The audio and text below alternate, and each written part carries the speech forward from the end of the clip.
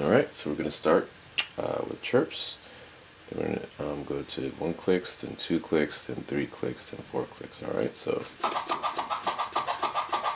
1 clicks. Now 2 clicks. 3 clicks. 4 clicks.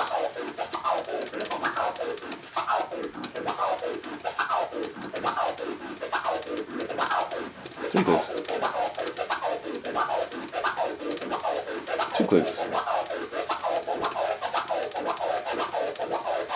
1.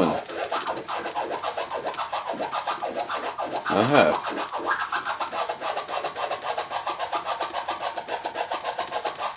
Alright, here we go. So that's a nice warm-up exercise. Alright, we're going to go from chirps to 1 clicks to 2 clicks, then to 3 clicks and to 4s, and then back. So here we go.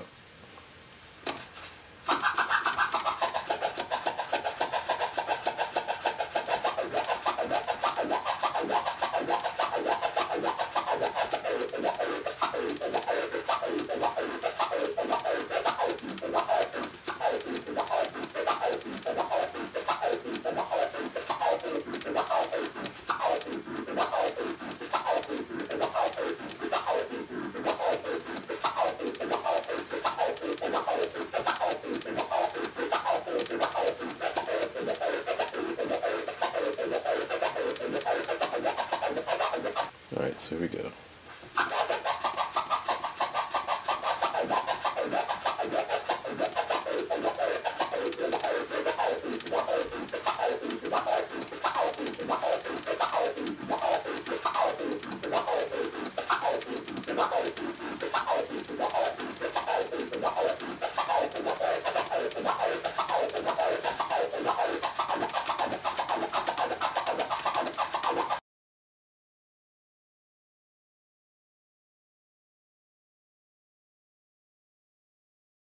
Alright, we're going to do another warm-up exercise. We're going to go from 2 triplet clicks to 4 triplet clicks, then to 6 triplet clicks, then 8 triplet clicks. Alright, so the clicking pattern is going to stay the same, but the hand movement is going to change. So here we go.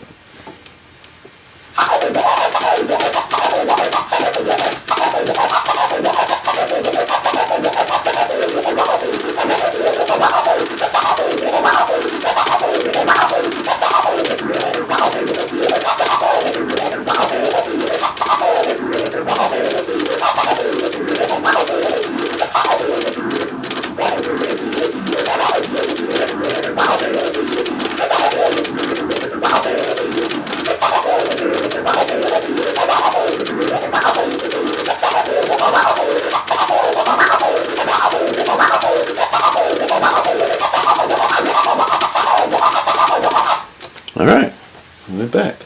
Alright, so that's a good warm-up practice, multi-clicks for the advanced DJs out there.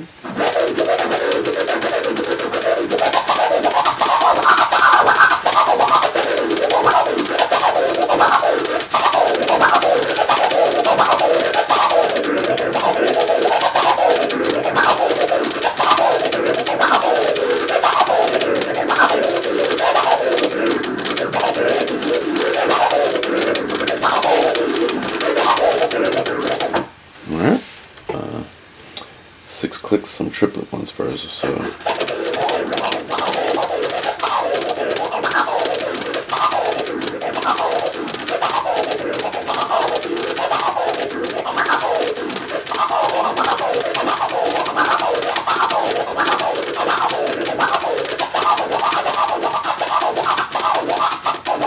Alright, so we're going to go from 2 click orbits to 4 click orbits. Then we're going to do 6 click orbits, and then we can go do 8. Alright, so here we go. Let's start with 2. 2 clicks. Now 4. Now 3.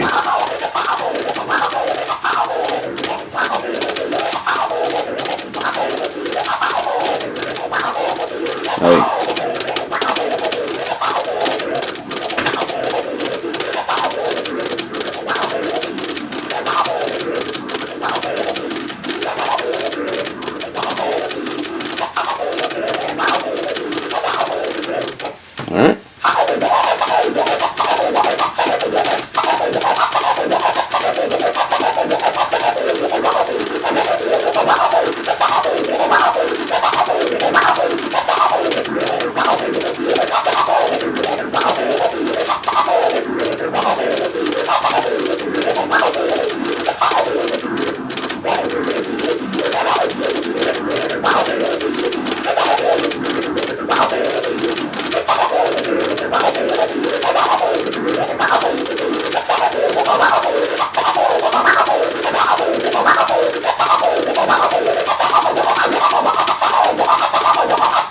All right, and we're back. All right, so that's a good warm-up practice, multi-clicks for the advanced DJs out there.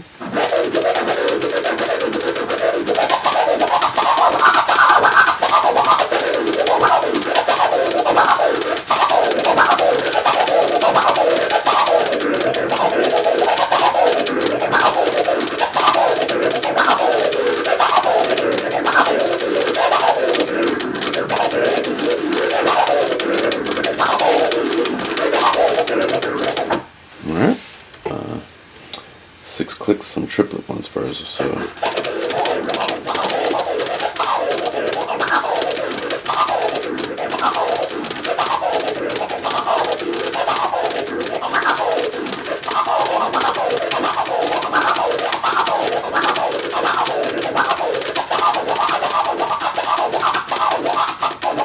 Alright, so we're going to go from 2-click orbits to 4-click orbits.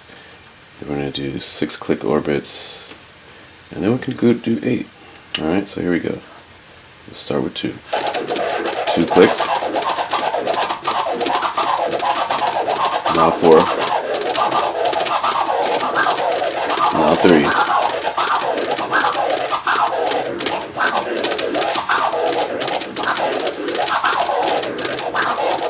Now 8.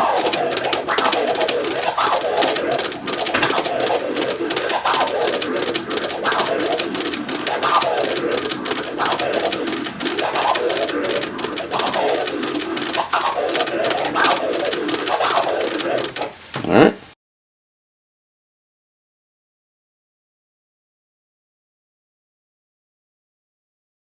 Great, we're all set. So now we're going to focus on these A through I. So A is watata, watata, watata, watata, which is this right here, watata, watata. 2 low click to 2 high click. So I'm going to do it in 4 different speeds. And you could create your own 4 different speeds. You know, this is a speed chart to help you. You can, you know, print these out and, you know, do your own sessions. But we're going to do a series of 4 sessions. But right now we're just going to do this, work on this section. We're just going to go for 4 different pitches. So you see the baby scratch first. Start with that. Alright. We're going to make the baby scratch go 4 different pitches. So next, and next, and then next.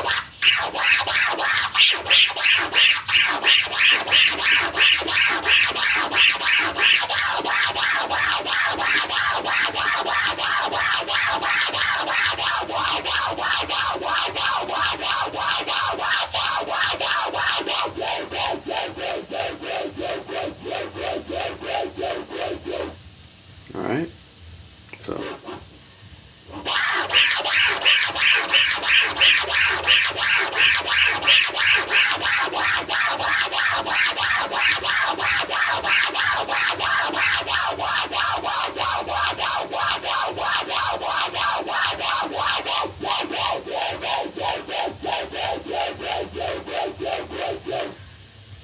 alright, so I'm going to go up and down now. So here he goes.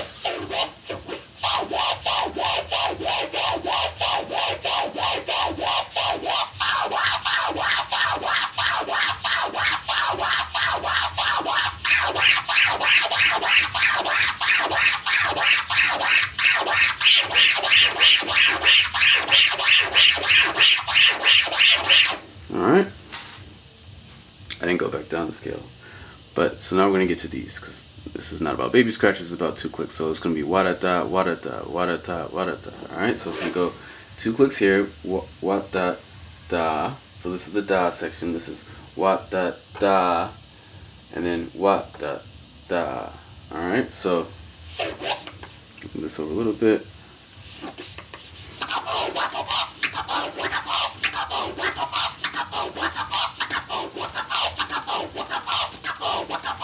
Okay, so that's at the 4 speed, which is the top one right here. But now I'm going to go from this point to this point. So then these clicks are going to be thrown off because they're going to be in different places. but I'm going to use these instead of as click placeholders. These are just going to be 4 different pitches. Alright, so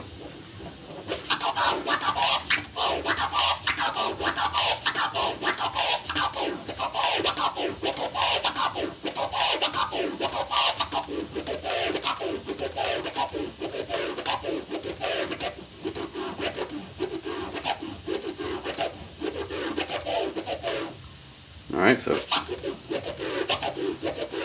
it's actually easier to start off lower.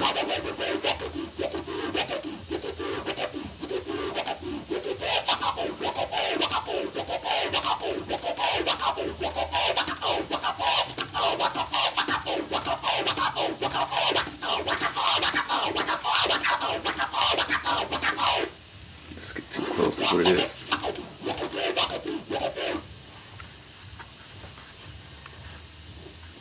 Alright, so we're going to do all these. We'll start with this one. A is this right here. What up, what up,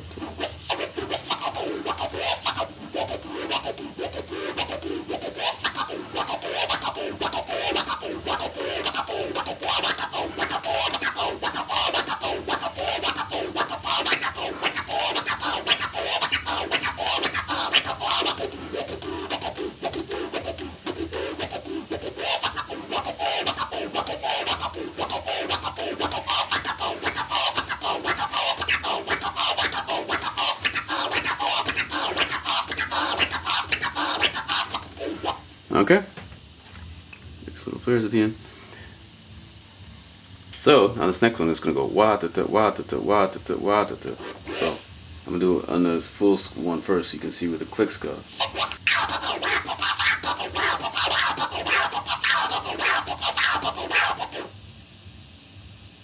Alright, so that's da da da da da da da da da da da. Okay. Now I'm gonna do the pitch thing. So here we go.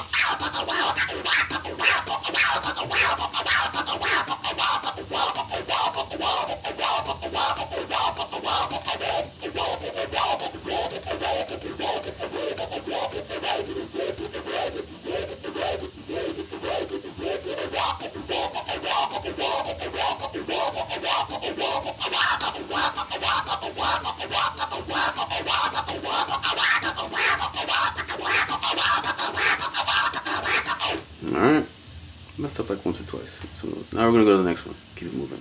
This is the easier one. This one's very easy for me. Just a regular 2-click. That's a, even 2-click with the crossfaders always moving at the same exact rate. It's the easiest. Because anytime you're moving something at the same exact rate, it's a lot easier. So this is going waka waka waka waka waka waka waka like. Okay, so it sounds like that. So I'm going to start with the small one first.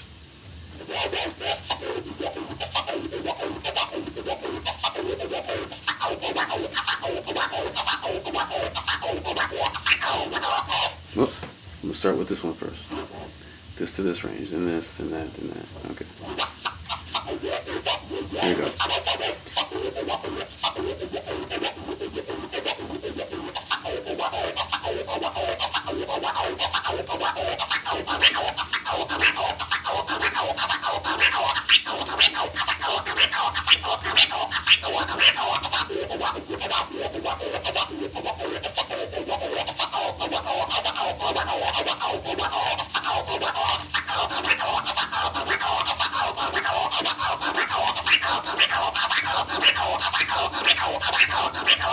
Alright, now this next one. This is the triplet. Wa da da wa da da wa da da wa da da.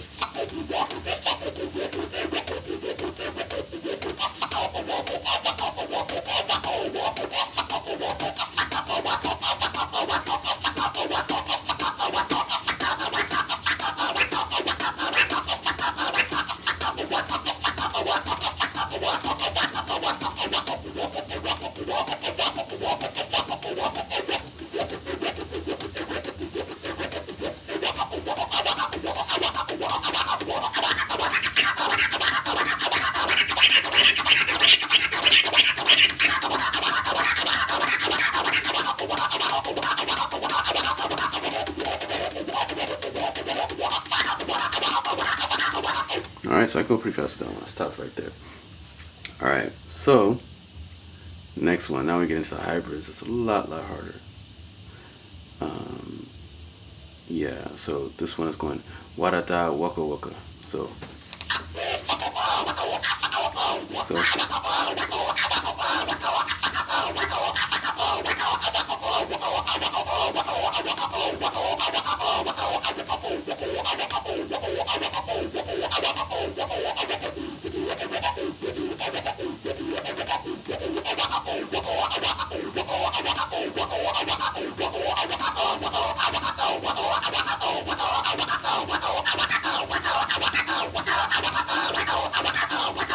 alright.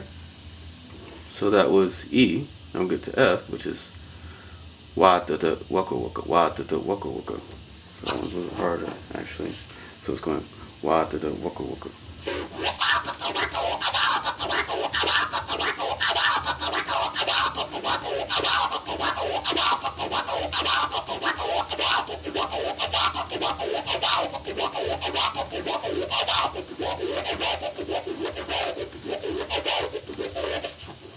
Alright.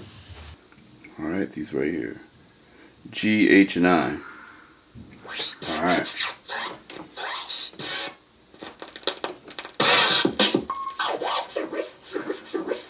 Alright, so this is G. So it's going to be a triplet, 2-click on the way forward, on the back, just like a regular 2-click that's at 25 and 75%. Alright, so that's going to be the first on the way forward is going to be where these green symbols are.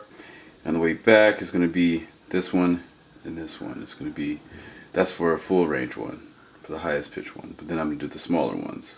Alright, so this is going to be watata waka waka, watata waka waka, watata waka waka, watata waka waka.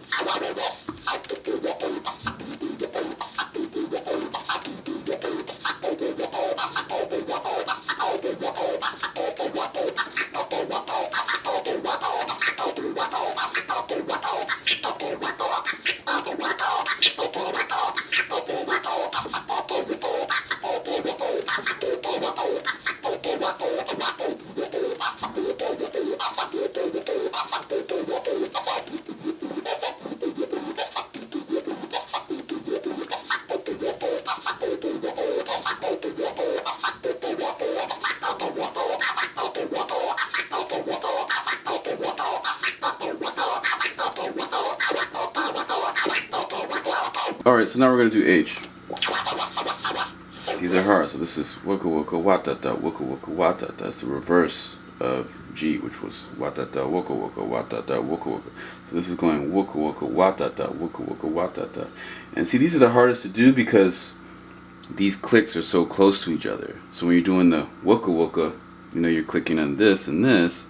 If you're going this full range, and it's cutting it at 25% point to 75% point, but this is at the 33 to 30% point and the 66 and 2/3% point, and it's easy to kind of mess these up. That's why they sound very similar, but if you're really skilled, you'd be able to do H, and so you can actually distinguish these two, and that's what this practice is kind of for. So, all right, so here we go. So it's going waka waka watata.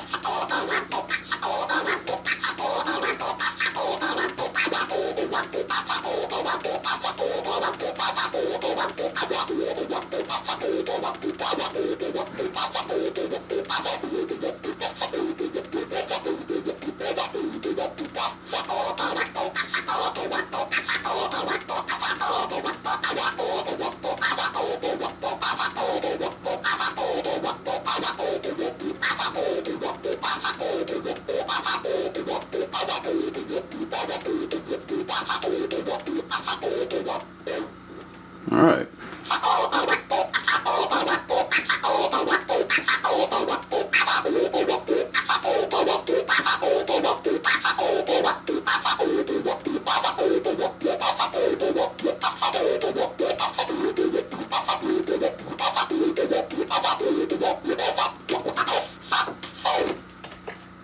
All right. So that was H. Now we're going to do I. Just a regular flare. And this is the easiest one. Say the easiest one for last because this is a higher level, training session. This isn't for beginners. But practicing the babies for beginners is good, and also practicing the flares for beginners too, intermediate beginners. Because flares, aren't super easy, but I like to start off teaching people flares even before closed fader scratches, actually, because it's a lot easier to learn the open faders first and then get into the closed faders, because if you start with the closed faders, it's a lot harder to transition and start learning the open faders, because then your brain gets locked into doing two things at once, like, you know, moving your hands and moving these at the same time. You know, the brain can get locked into that, and it took me a while to break away from that. You know, all the closed fader stuff I learned in the 90s. Okay, so we're gonna do I. Alright, so that's just going.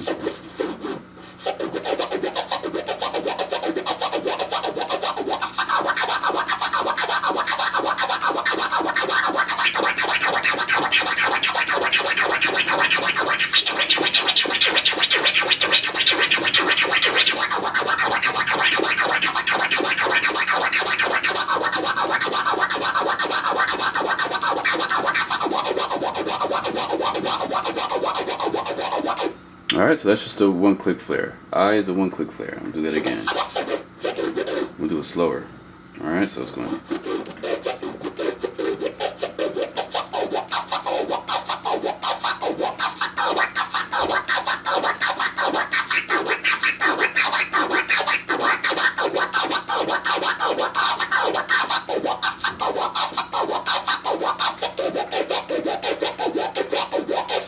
Alright.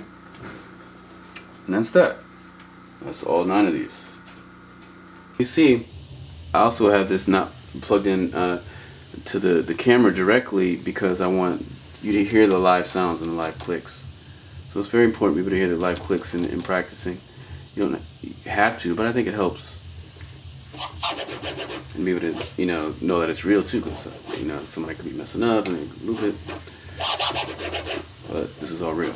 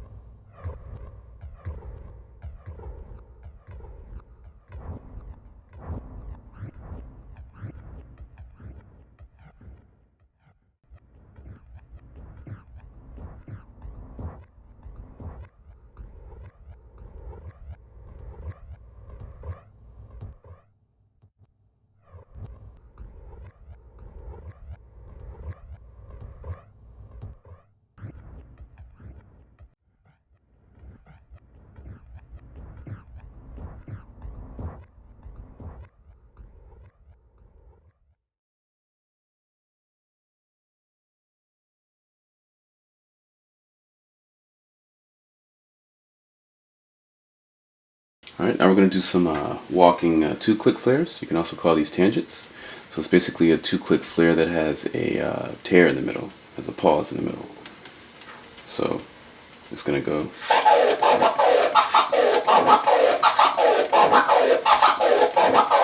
That's a regular 2-click flare, an evenly spaced 2-click flare that has even clicks. And then I'm going to do a tangent version of it, or a walking version of it, where there's a tear in the middle. So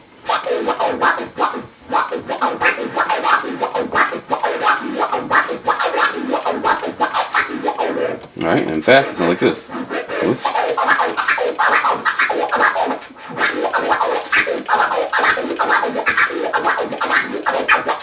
Alright.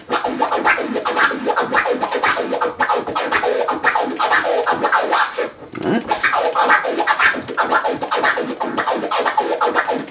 Now I'm going to do a 4-click walking flare, and it's the same thing as before.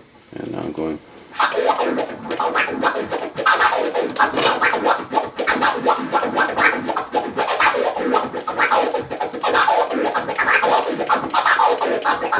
Alright, so going whoop. How's that?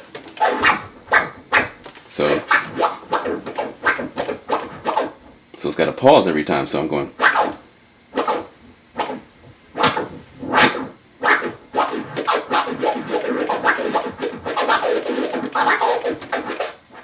And 2 clicks sounds like this.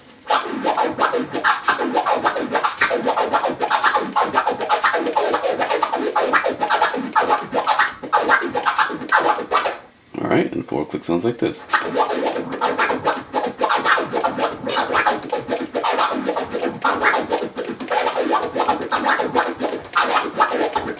Alright. 2 clicks sounds like this. Alright. Alright.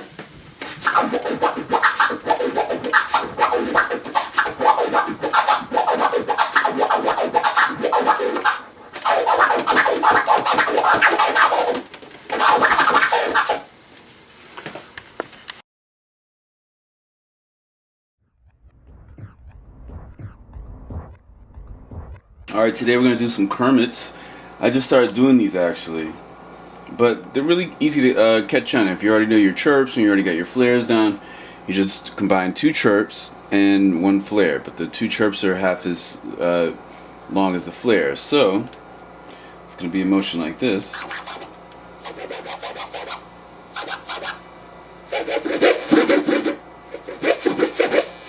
Alright, so it's going to be like, so the chirp motion is like this. Right? There's 2 and then a flare. So, alright, so it's doing just like that. Now there's a lot of different ways to do it. There's 3 major ways. One way is to make them all about the same height. That means the chirp is the same height, the 2 chirps and the flare is the same height. Or you can make, it's a lot easier and more natural to make the flare twice as long, so like this.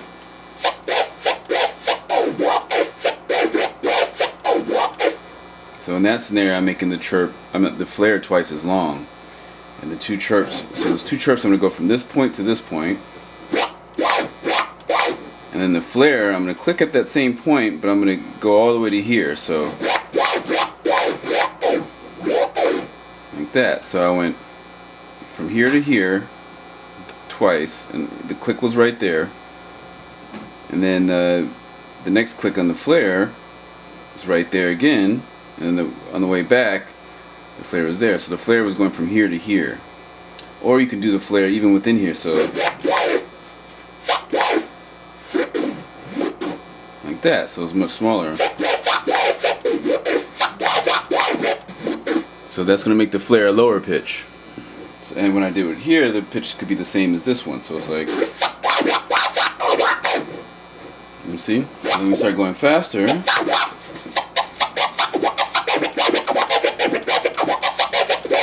See?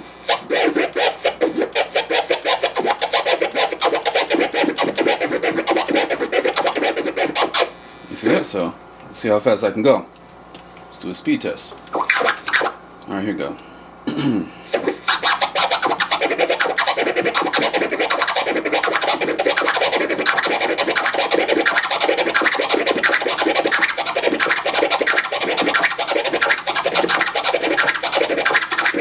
Alright, so the underlying scratch is this is just going.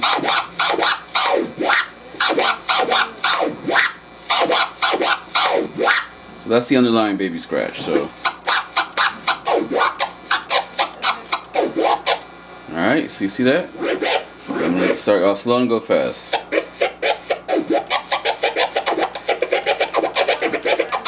You see that?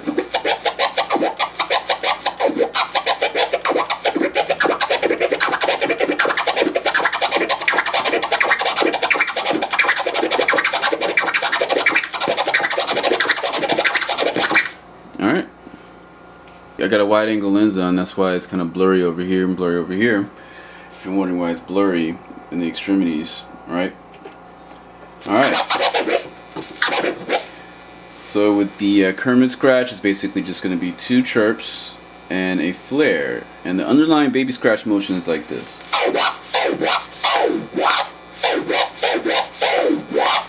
So that's 2 babies that are twice as slow as the baby that's going to be for the flare. So that's just going to go. Alright, so that's just a chirp, chirp, and then a flare.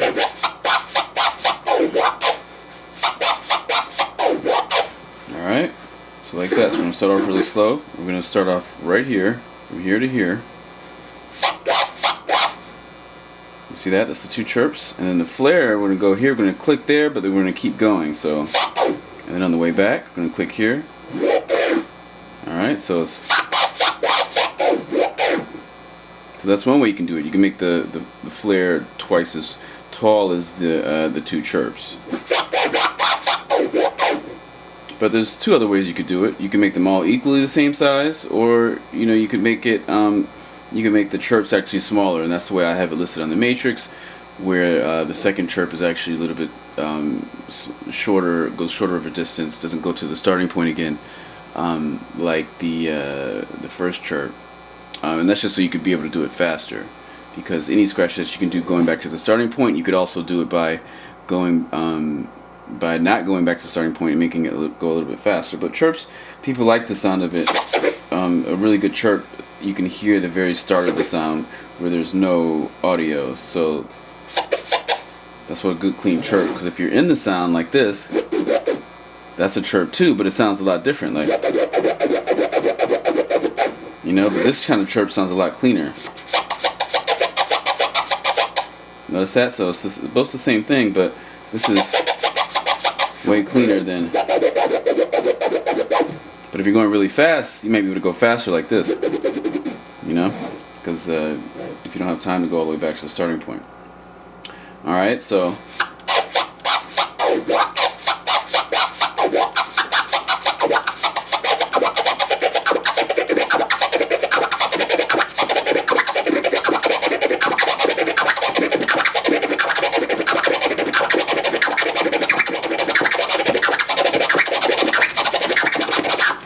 Alright, just a little speed test. Let's do a little speed test. Alright, let's test. Here we go.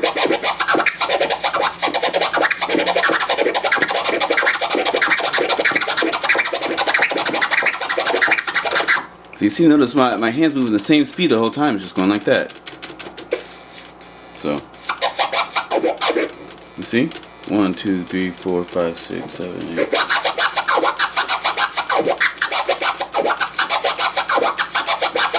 You see? So, just going like that. So it's a continuous motion. So it's a continuous motion with your left hand, but the right hand, remember, is different. It's going.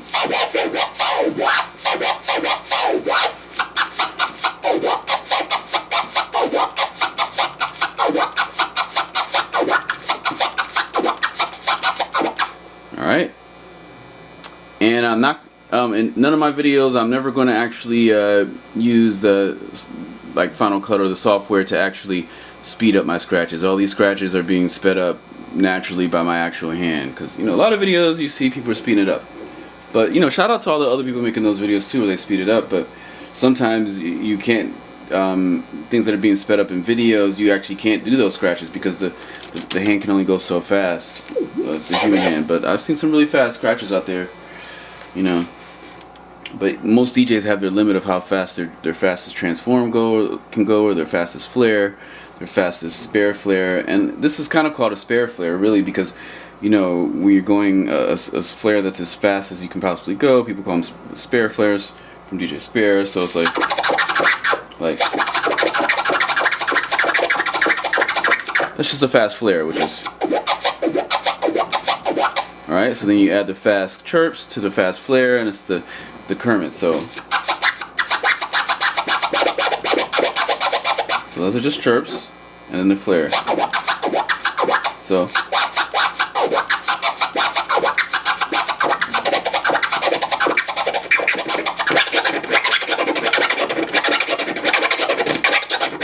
yep, see, I'm gonna switch to fresh, but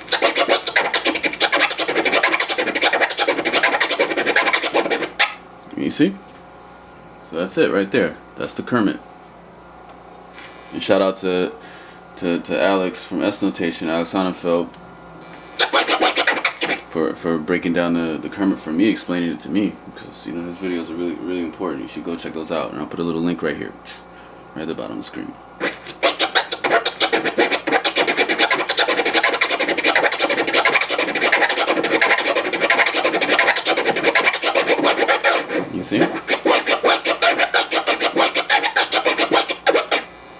switch back to the ah sound.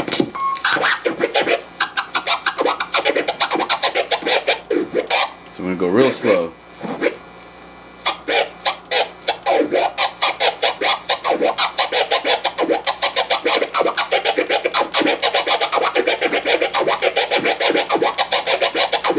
Alright, go real slow.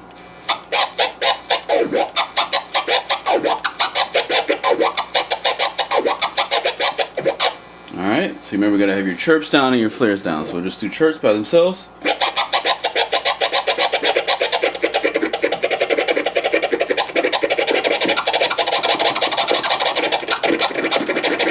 See, those are chirps. Just kind of started going into scribbles and started messing up at the end.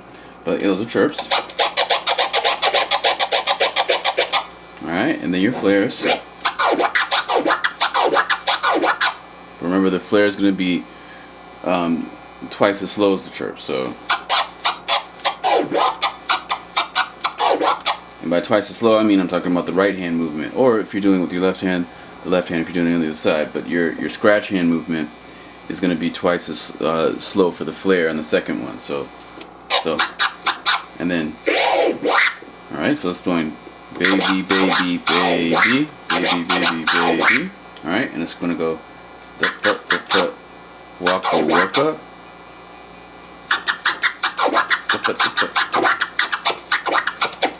Now we're going to do that again, and now I'm going to focus on these. So I'm going to start here, starting point.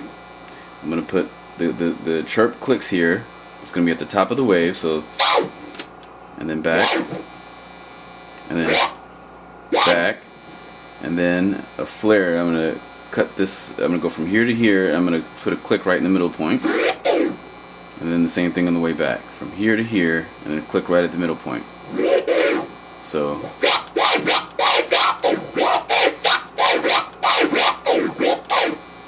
alright, so remember it again. So we're going to go from here to here twice, and the click is going to be right there. So, and then we're going to go from here to here and put a click in the middle, and then from here to here and the click in the middle. Alright, but you could do the same thing just within this. Like I was saying, that, you know, another style you can just go.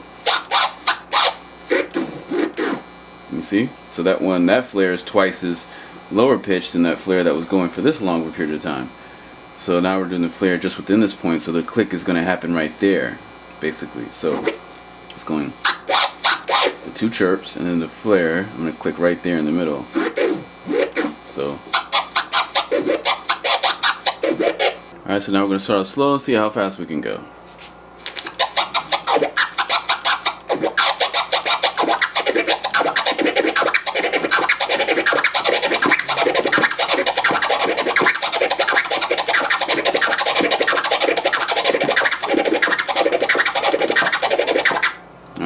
But notice this sounds very different than if you just alternate flares and chirps. If you alternate flares and chirps, it'll sound like this. So like, see, notice how that sounds different. That's a whole different scratch. That's a flare and a chirp being alternated. It's a different combo. Now we're gonna do a little improv that's just flares and chirps. All flares and chirps, just improv. So remember, the Kermit is two chirps followed by a flare that's twice as long.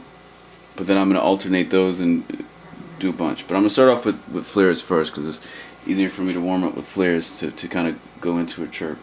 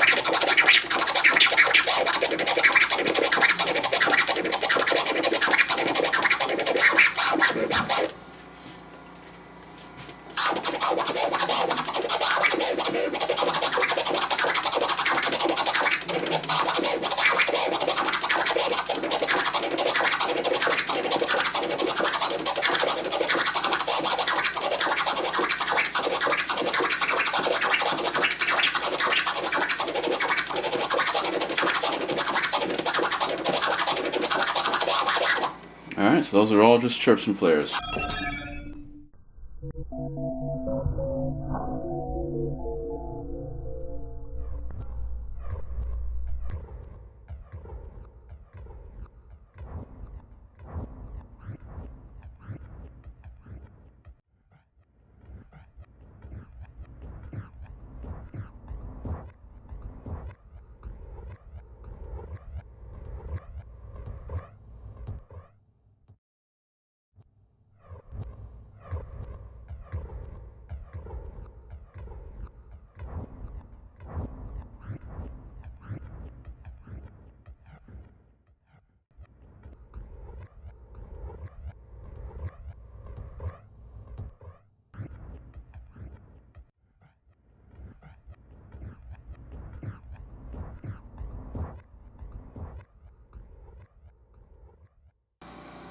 I also want to send a big shout out to the homie David Bowie, rest in peace.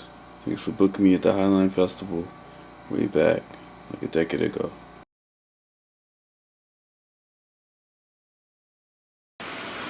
The Wild Skratch.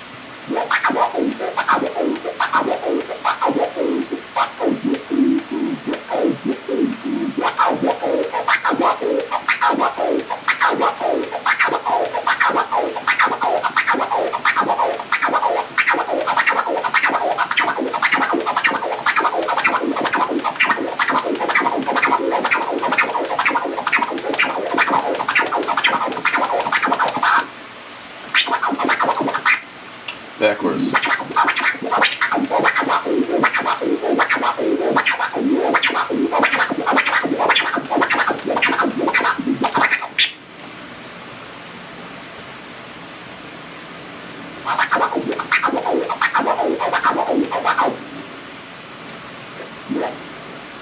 One click forward, 2 clicks back. The clicks are equally spaced apart.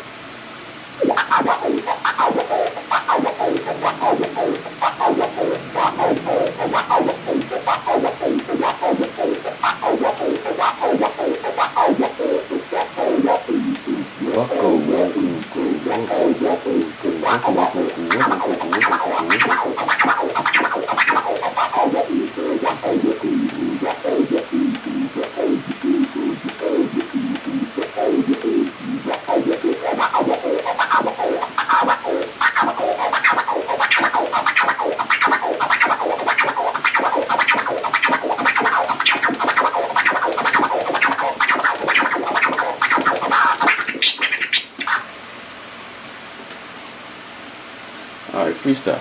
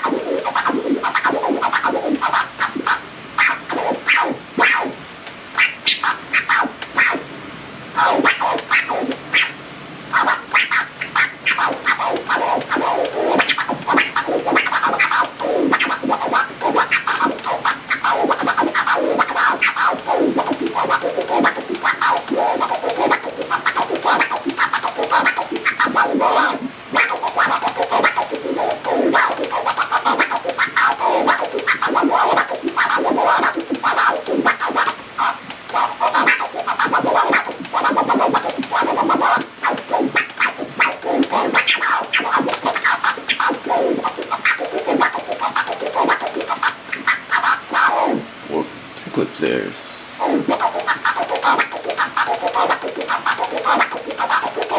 Now let's mix the 3 click flares with the wah.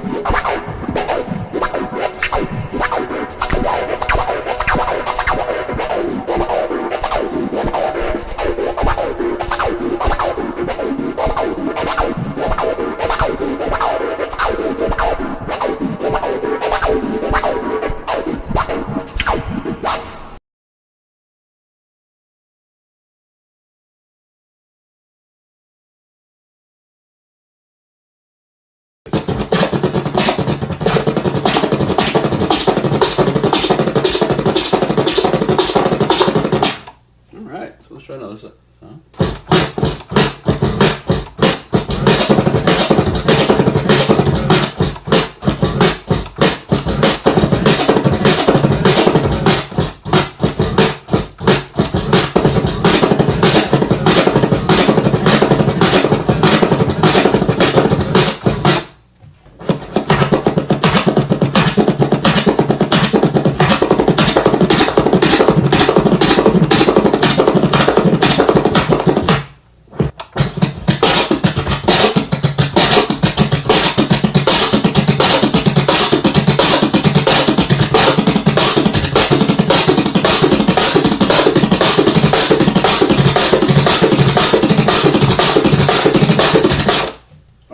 We're back.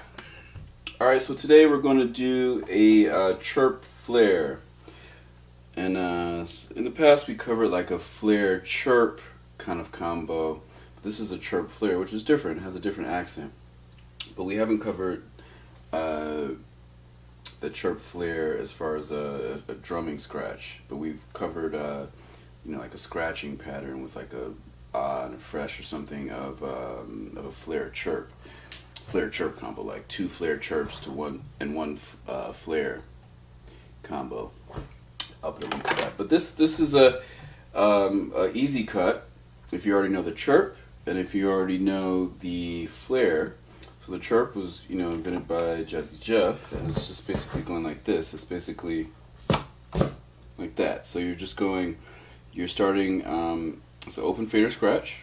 So you're starting in open position. All right. And so you can see my kick is right here. So we're just in this combo. We're just going to be doing the chirp on the kick, and then we're going to do the flare on the kick and the snare. So it's going to go like this. So this is the chirp. So the chirp just has one click. So one click at the change of direction. So like that. All right. So all right, and it sounds a lot like a rub, which is. The rub has that smoother sound, so the chirp is a lot sharper.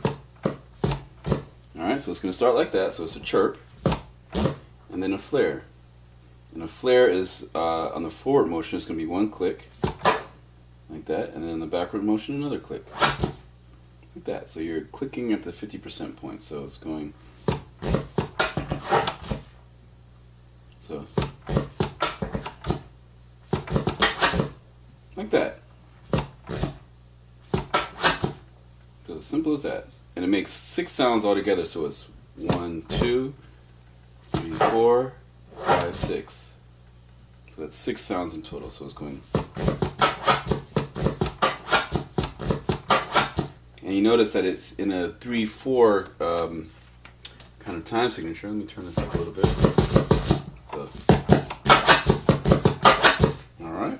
So it's like that. All right. It's very simple. So.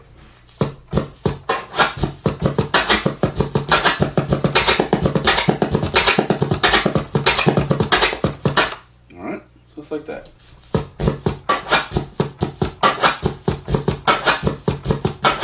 Alright, so the chirp, this part, that was made by Jazzy Jeff, and then the flare, this part, that was invented by DJ Flare. So we're merging those together, and this is a very popular scratch. You'll find a lot of tutorials of the chirp flare online. This is kind of why I'm covering it so late. This is like hyper drumming number 57, I think. But it's a very common scratch that you'll see a lot of new school DJs use, and they'll use it on the ah sound or the fresh sound. But today we're going to use this, or they'll use it on any sound, especially phrase scratching. This sounds really good with phrase scratching.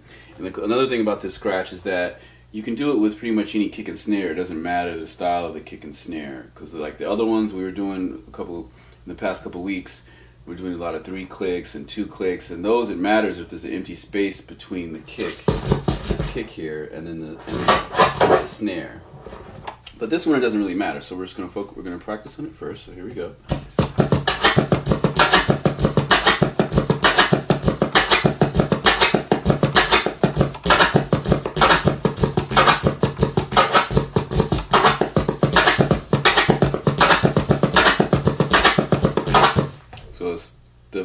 So it's dava wooka wooka, dava wooka wooka, dava wooka wooka, dava wooka wooka, dava wooka wooka. So it's going. All right. So it's dava wooka wooka, dava wooka wooka, dava wooka wooka, and it's 3/4. So it's going 1, or you could count it as 6. It's like 1 2 3 4 5 6, 1 2 3 4 5 6, 1 2 3 4 5 6. Makes 6 sounds for every loop. So.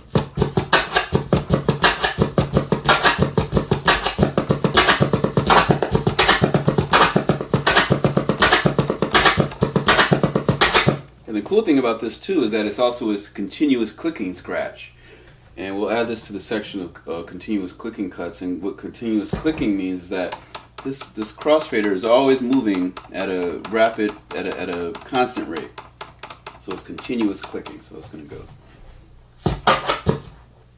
Whoops. Let me start off with the chirp first. So.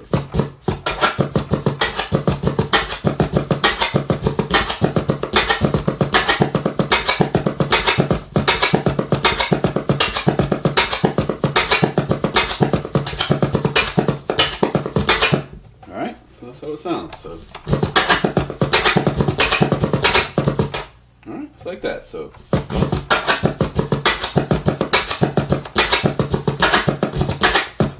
all right, it's like that. All right. So now we're gonna go a little bit faster with it.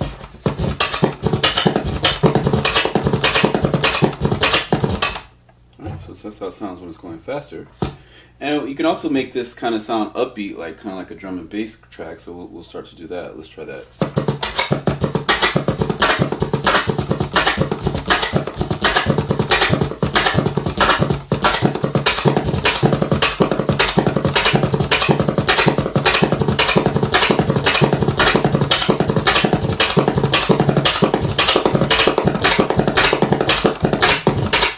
All right.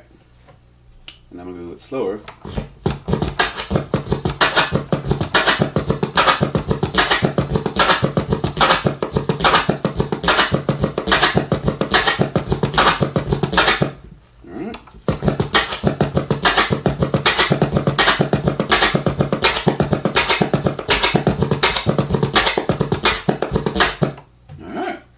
Like that. So it's basically going. So it's going dava wooka wooka. So.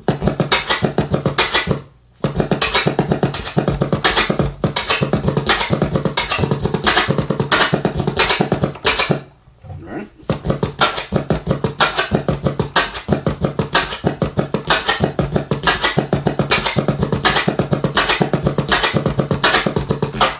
Alright, and this, there's only 3 clicks in total in this, so it's just going, and it's making 6 sounds, so you can go really fast with this. So.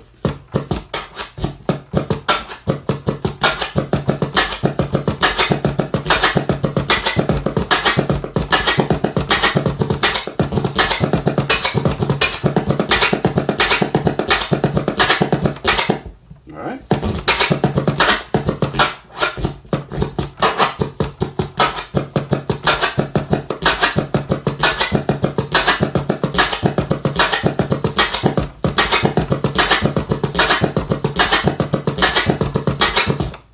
Alright.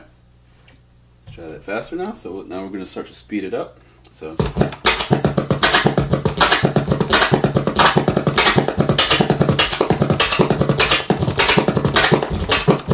Alright. Oops.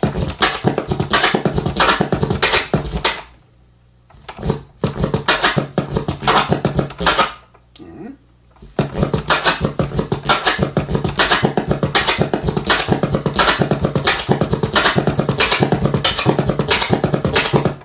Alright.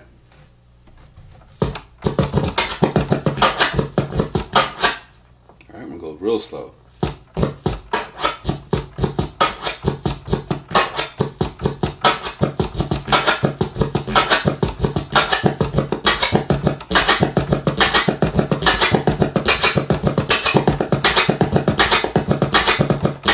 Alright.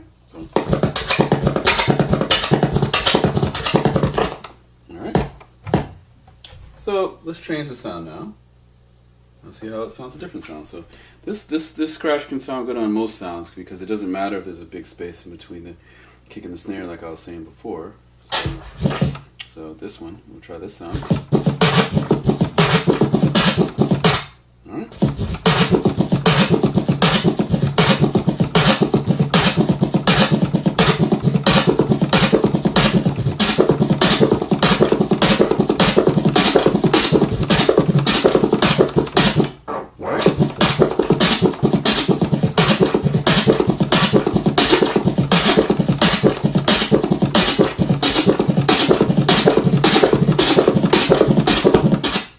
Notice how that one's kind of sounding drum and bass a little bit like some kind of triplet kind of drum and bass, like.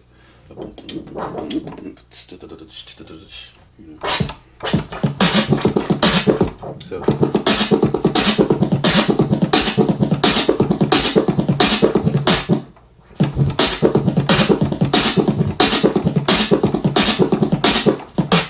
Or even like a lot of the old school rock and roll kind of stuff, like. Or even swing. A lot of old blues did that kind of rhythm where it's like, but it's still a triplet, but it kind of feels upbeat.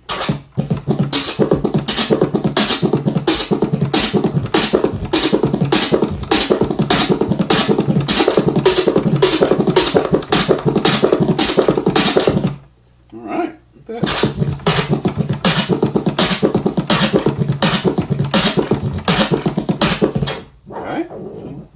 Slow.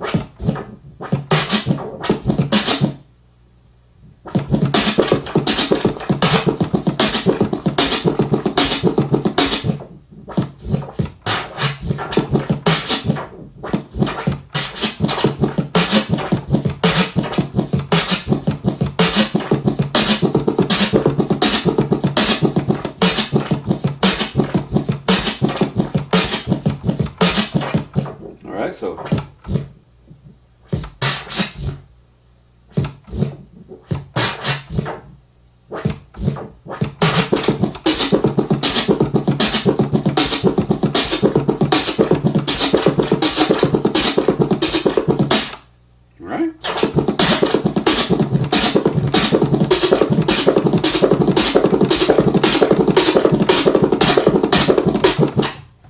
So you can go really fast with that.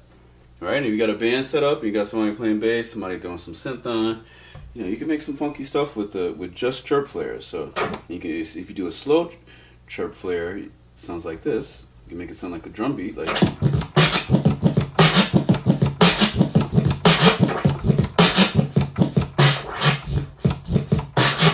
And it's important to note too that the click on the chirp is kind of happening at the same time, the same place where the click on the snare is happening. We're gonna draw it. So let's draw this scratch. All right, we're using some bills coming in the mail, and hopefully in the future, when this is like on an exhibit somewhere, you know, the sale price can be greater than the actual bill that's in here. But you know, I pay my bills online, so I don't even need the envelopes really. It's just a reminder. So this is 6 sounds. All right, so we're gonna draw 6 placeholders or 6 increments in the beat. So we're gonna cut this in half. All right, now we're gonna cut this in thirds, like that. These aren't perfect thirds, but we'll do our best. All right, gonna go like that. All right, so this first part. All right, and I'm just gonna go like this, so it's more like that. That's more like a ruler. All right, as we can see, these are thirds right here. That's thirds. So this is 6 altogether. So so it's starting like this. It's starting with a. There's different ways you can look at it, but we're gonna start like this. This is the chirp first. It's going like this, and I'm also gonna add this kick and snare. Designation, so we know that this is the kick. That's the kick drum, and I'll draw a little wave pop. And then this is the snare. Are you Serato people out there? All right. So that's the kick. That's the snare. All right. And this chirp is basically going like this. It's not. The chirp is only happening on the kick. So the range of this scratch is not going to go beyond this snare line there. All right, so it's just going to go right here and like that. All right, and then the chirp click is going to be right there. All right, so that's the chirp. All right, I'll write that right here. That's a chirp. All right, and then we've got 1, 2, 3, 4 spaces for the flare. So the halfway point of the flare is going to be right here. All right. So this flare is basically, it's much bigger than this chirp, like that. So it looks like that. All right, and then so we can see, like I was saying before, this click is happening right before you get to the snare, and then but when it happens on the flare, the click is going to be in the same place. It's going to be about here. See that? So this is the 50% point of the scratch. And this is the 50% point of the forward motion, or 25% point of the whole scratch. All right, so that click is happening there, and then this click is happening right here, right at this point. This should be over a little bit. All right, like that. So it's like that. Very simple, and this is a flare. So this is a chirp. So this is why it's called the chirp flare. So this is a combo. So this is the chirp flare. All right, and let's get back to it.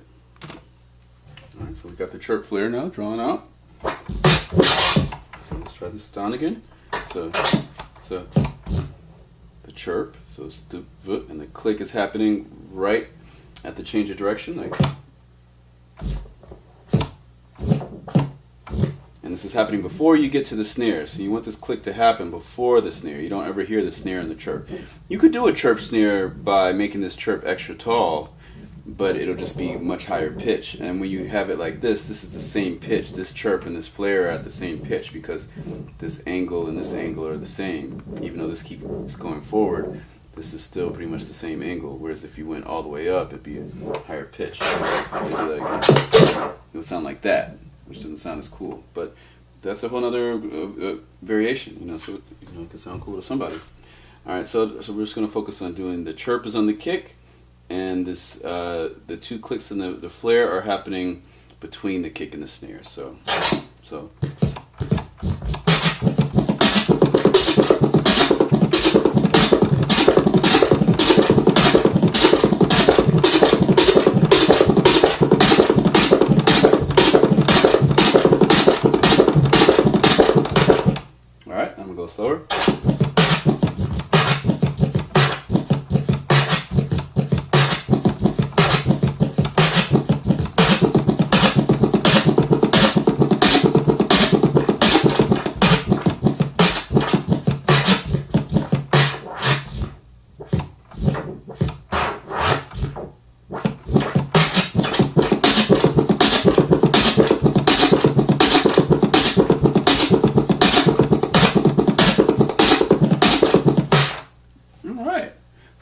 sound, let's try another sound. Another scratch patch. So, like that. So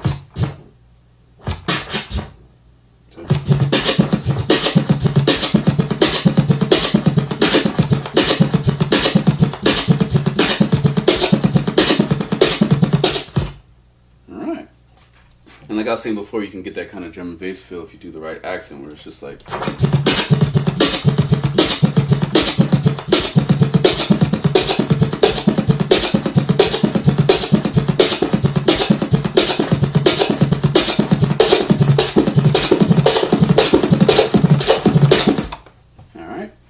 And this actually sounds. This might be the sound that Hubert was using maybe on turntable TV and wave twisters. Might not be, but it sounds like it. Because he was doing something like this. It was more like I don't think it was a chirp flare. It might have been a flare chirp, like this pattern that we've done before in the past with Fresh. This like this. Let's see.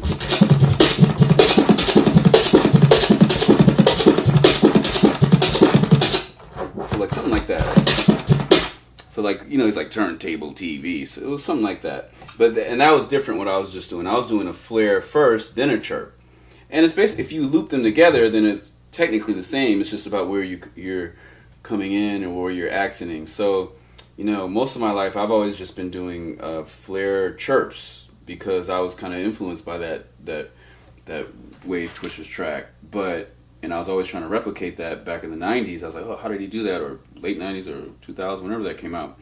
Whenever Wave Twisters came out, I heard it and I was like, how do I do that? So something like this. Like, whoops. Let me try another part of that sound. So like this.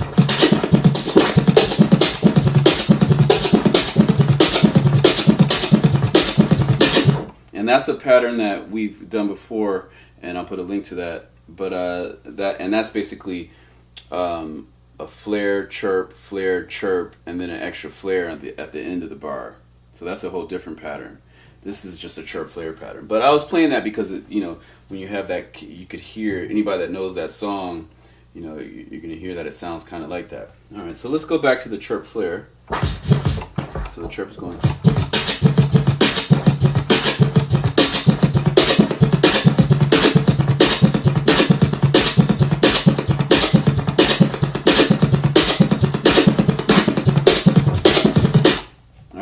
So you notice how you can make it sound a lot of different ways. If you go super fast, it sounds like some crazy chip tunes, sped up stuff. If you go slower, you can make it kind of feel like an upbeat kind of feel. And you also should check out Cash Money has a mix. I think it came out last year, maybe 2 years ago, and he was mixing like 1950s and 1960s music. And a lot of that music is like 1 o'clock, 2 o'clock, 3 o'clock rock. It's that same kind of upbeat kind of like. So this can kind of fall within that. Like.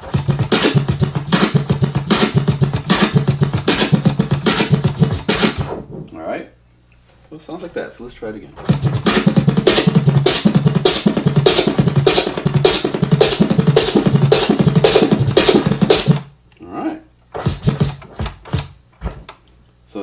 So notice that this is continuous chirping, so, whoops.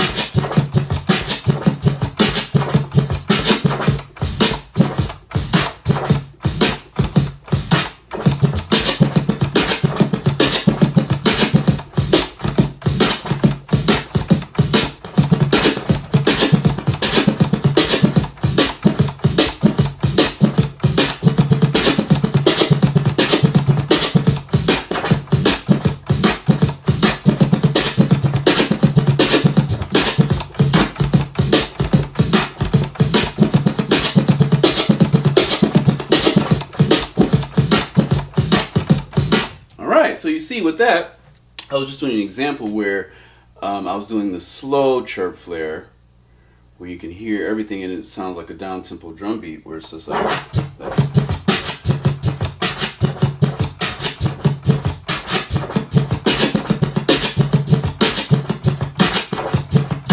Which is a lot like this. This is the hand motion.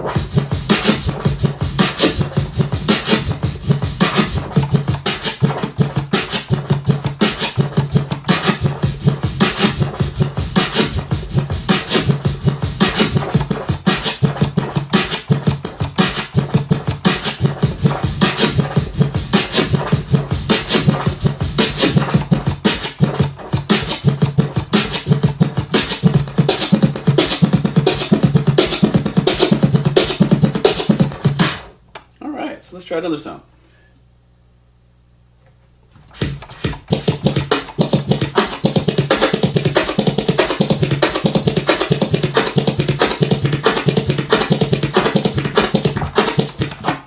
Alright. So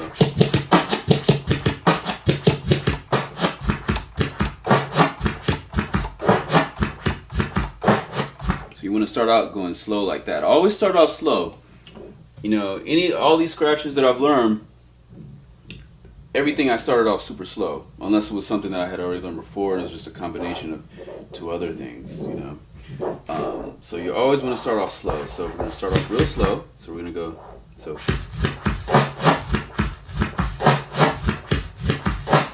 And also I can't stress enough that being able to, you know, faderless cuts are very, very important. You know, if you can't, you know, be able to make a beat without the crossfader, then, you know, you should practice first, okay? So you should always be able to make a beat without the crossfader.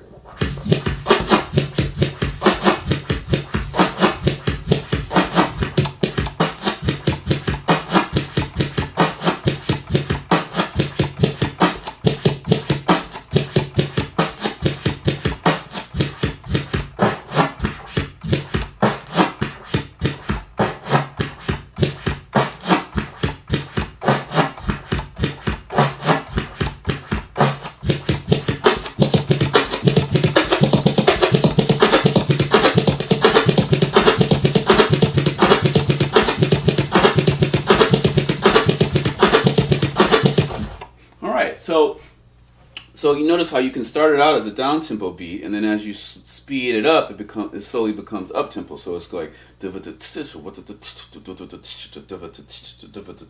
like that. But then as you speed it up, it's like, and that's when you can get into the upbeat. So we're going to do that. So we're going to start off slow as a downbeat, and then we're going to make it into an upbeat. So.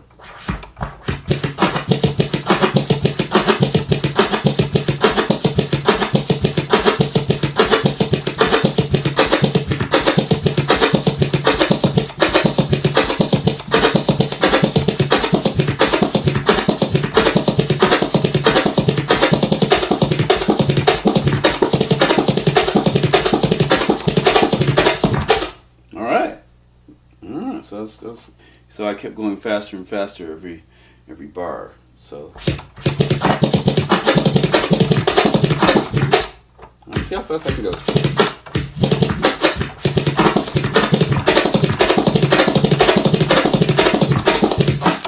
All right, so you can go really fast with that. Now, please note that I've been doing flares since the 90s. I've been doing flares for, probably since like DJ C's, also known as Rob Wonder. He learned the flare from DJ Clever, and then he taught me the flare back when I guess I was probably still in high school. No, this was probably like 97, 98 or something like that. This is before Clever won the DMC. I actually predicted Clever was going to win that year because he was just so sick. I was like, man, Clever is so sick, there's no way he can't win. I actually judged him in a battle in Atlanta like a year or so, two before that. And he was just on a whole nother level. Alright, see, a lot of people don't know there was a battle scene in Atlanta in the 90s, in the mid to late 90s, at this place called Out of Control. You used to have like DJ Shotgun, JC, DJ Shotgun was like Goody Mob's DJ, and Rob Wonder, DJ Clever, and I was too scared to get up and battle back then. So the first time I was able to get up on stage and cut was maybe like New Rican, like Rocky, one of Rocky's events, the early open mic joints, open table joints. So here we go. So.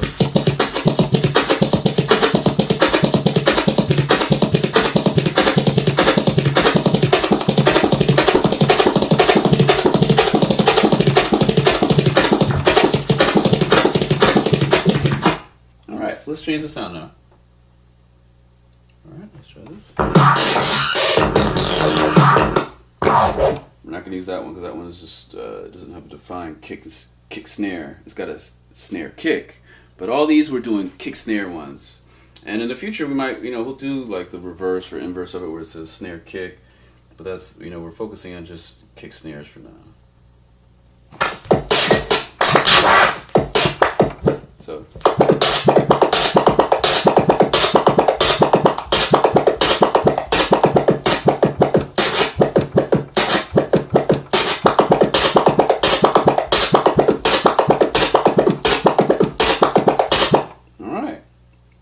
This one, I don't like how it sounds slower. It sounds kind of abrasive. All the sounds sound really loud. But I think when it's faster, this one might sound cool. So.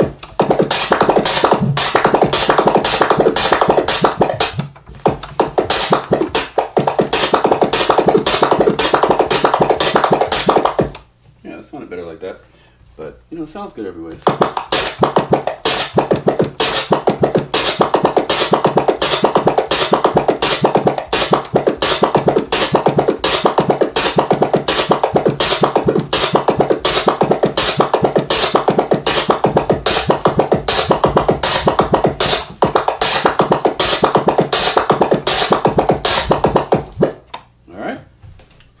So you can see that you can use the chirp flare to just do basic drumming, just like.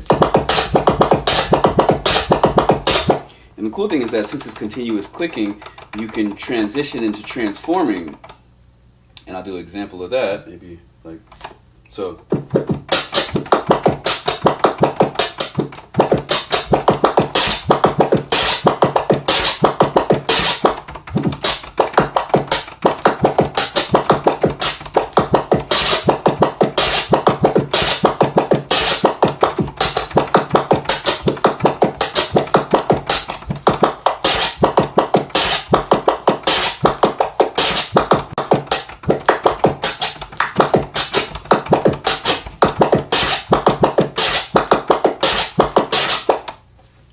So switch sounds.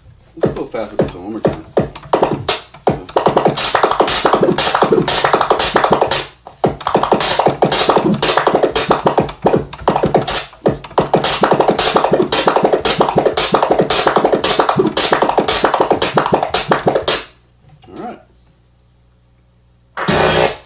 Alright, this is the main kick and snare that we've been using for most of these tutorials.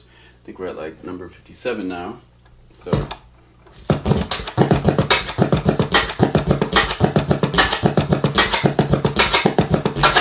I'm not really a fan of rim shots snares, but the cool thing about this rim shot is that it's kind of quiet. So when you're doing a lot of crazy scratches, it's not super loud like that last one. When you go really fast, that snare gets really loud. So.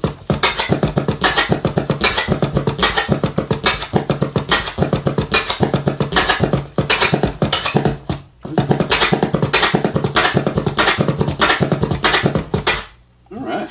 So let's move on. We've already did that snare. All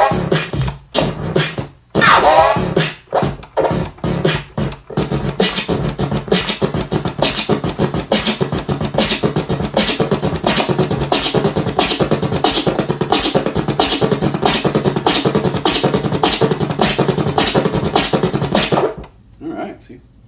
So yeah, this, like I was saying before, this cut sounds cool in a lot of different stuff.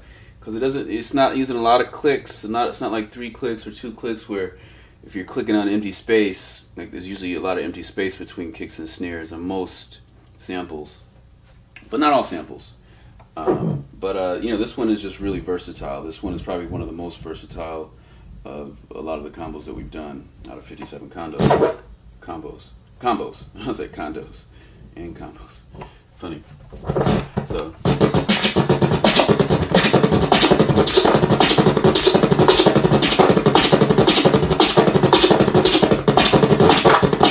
So you notice my technique changes when I start going faster. Like I learn them and practice them in two different ways. You know, like when I'm going fast, you see I'm never really like, I'm always going like that. But when I'm going slow, my hand is kind of like on this, and it's more of a calculated kind of click versus just like a fast, focusing on speed kind of click. So like.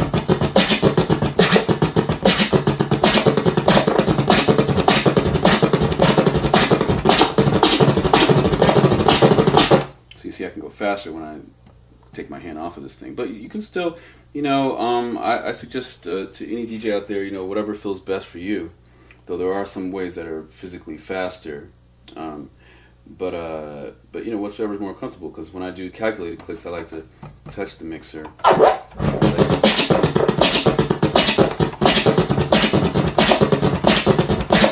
You know, so when I'm doing like deletes or scratches that don't have a lot of clicks, but I have to think about where the click is going to be, then you know, I touch it more, touch the mixer more. But if I don't have to worry about it, then you know, then I end up going like that. But you notice I usually don't start in this fast mode, but I can. But it's more likely that I might mess up or something like that. So I'm always not trying to mess up on camera. So that's why I'm starting out like this, like.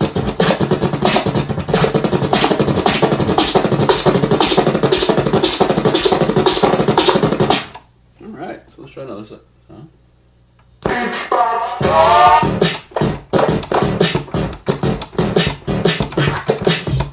Alright, so let's see.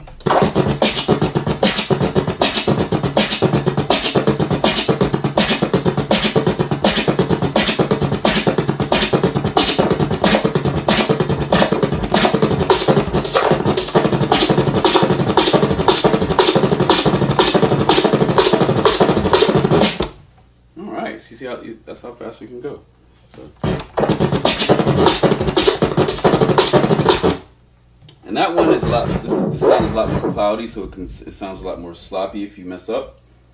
And I guess as a general rule, like if it's a really crisp kick and snare, and there's a lot of empty space surrounding it, then you're only going to hear those kick and snare things. But if you have like a lot of like crash and just a lot of extra reverb and other noise, then on the good side you can cut with that noise, but on the bad side, if you mess up, you're going to hear that noise. So, or it could sound more sloppy if you're not as on it, if you're not as on point. So let's try it again.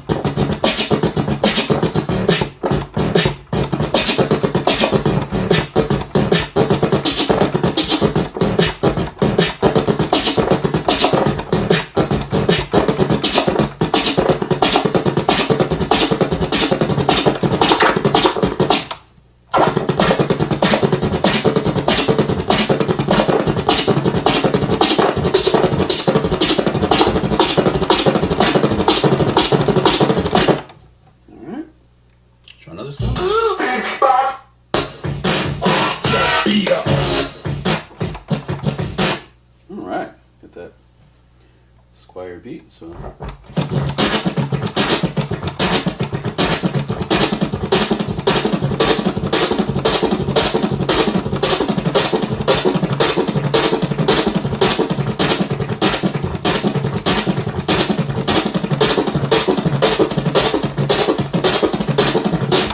Alright, so you see how it starts sounding like drum and bass, especially if I missed a click or something like that, or I move, or if it's a little bit different of an accent and you don't hear a kick or a snare, you know, it just sounds like a little space in the beat. Right. And it kind of, you know, I kind of had an upbeat jungle feel when I was kind of doing that.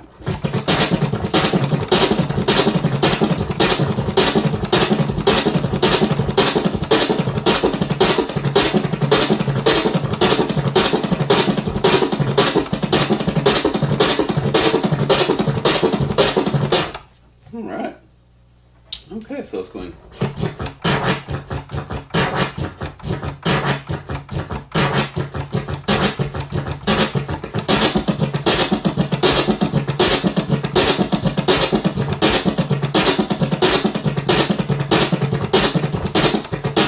Alright.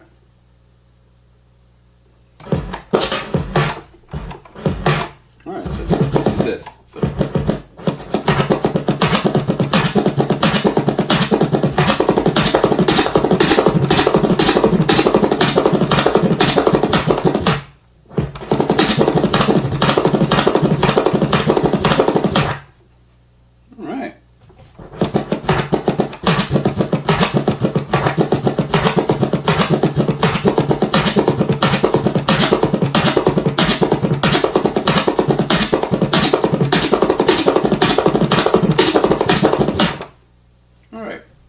And read once again, this is the Chirp, invented by Jazzy Jeff, and this is the Flare, invented by DJ Flare. So it's going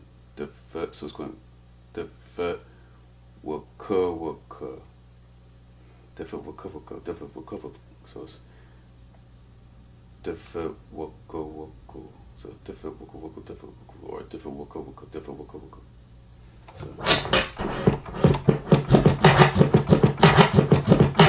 So different waka waka, different waka waka, different waka waka, different waka waka. So it's going different waka waka.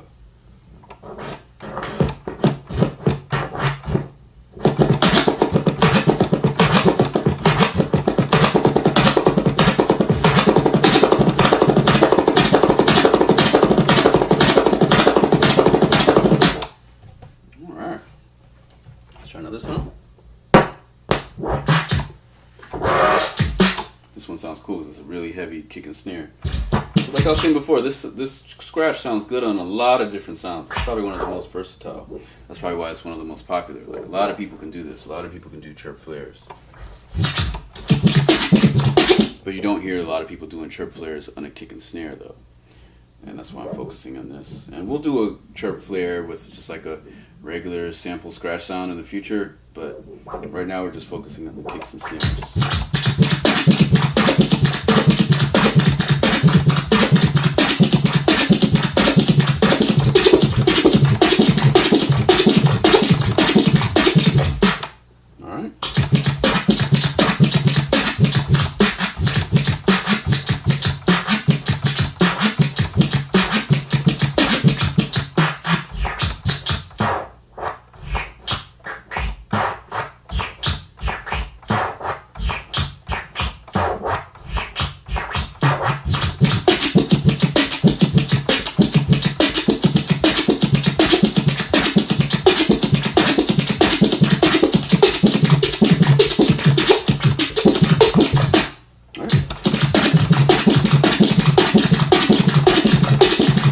That one had like that kind of lasery kind of stuff sound on it, and it kind of distracts you when you're doing the chirp on the kick. You have that really high hi-hat. See that? And that was kind of distracting me, but you know, sometimes hi-hats sound cool, but I didn't like it on that one.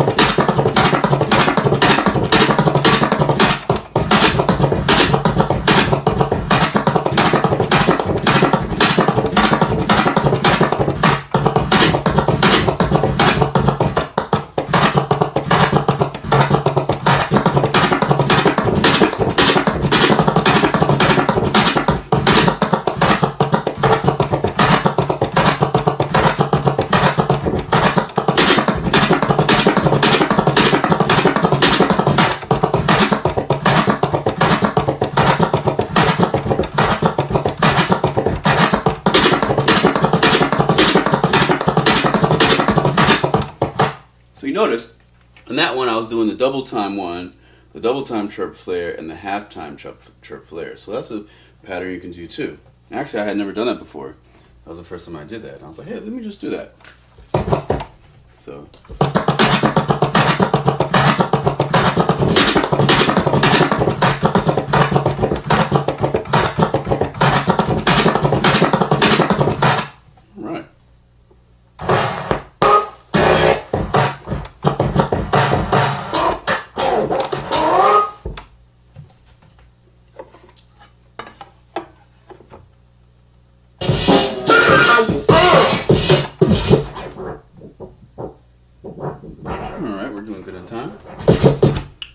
going to do the same one with this side, so some new scratch patches, so let's see how it sounds.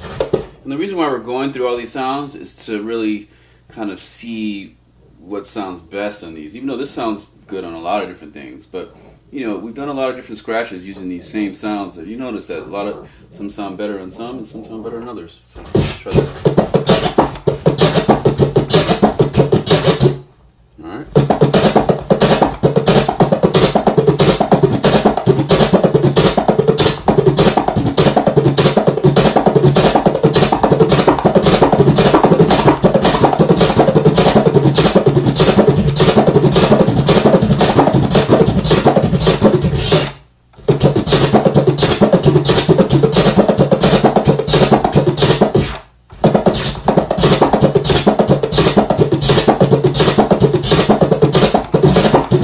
Alright. So this one sounds alright, but it's real cloudy. It's got a lot of this crash, and it sounds cool, but I prefer the kick to be kind of like alone. But it sounds cool, so let's try it. But notice when this sounds fast, it doesn't. It just sounds more like it just sounds a lot more cloudy than a lot of the other ones.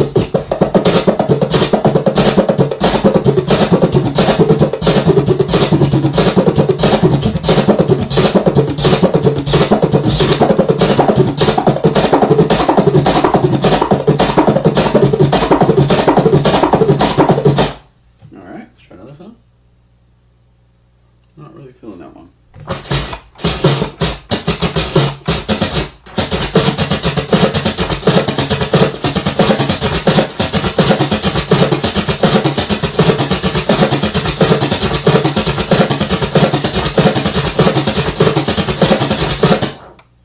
Alright, let's try this.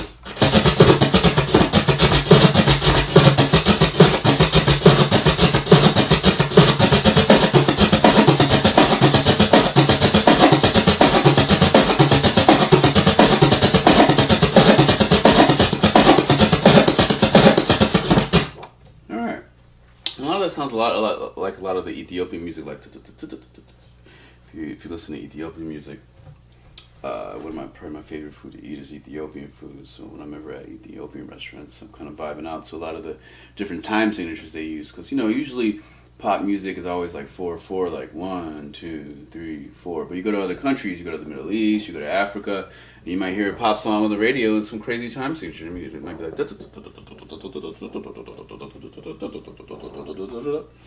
it's like 1, 2, 3, 4, 5, 6, 1, 2, 3, 4, 5, 6, 1, 2, 3, 4, 6. So this is 1, 2, 3, 4, 5, 6, 1, 2, 3, 4, 5, 6. So. Dava waka waka dava waka waka 1, 2, 3, 4, 5, 6. 2, 3, 4, 5, 6. So I'm gonna write that down over here. We got 6 sounds. So this is 1, 2, 3, 4, 5, 6. 6 sounds. All right. So this is the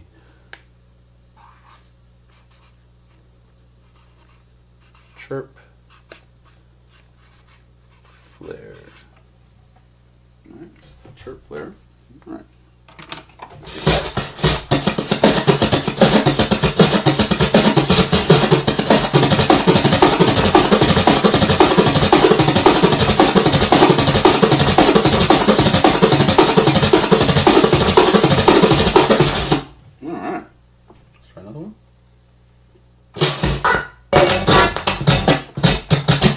So here it goes. Let's add a little bit more bass to this one. This one is so trebly.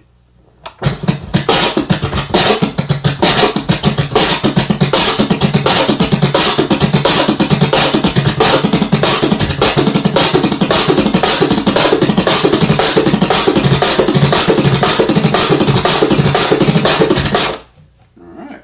And notice I switched from the slow version of the chirp flare where I'm touching the mixer and I'm like kind of calculating my clicks, and then I went to the fast one where I'm not touching the mixer, where I'm just going like that, and it's going much faster. It's kind of like an airplane where the airplane is like taking off, they're in like takeoff mode, but once they get up in the air they're just like they start going fast, like they can't go in the same mode. But I mean, you could start off fast, but I just like to do that. Okay. So let's try another one. But that one sounded pretty cool. I mean, the only thing that I really like about this one is that the snare has a melody to it. That's the only thing that I think is really cool. So I like a lot of the other ones better, actually. So.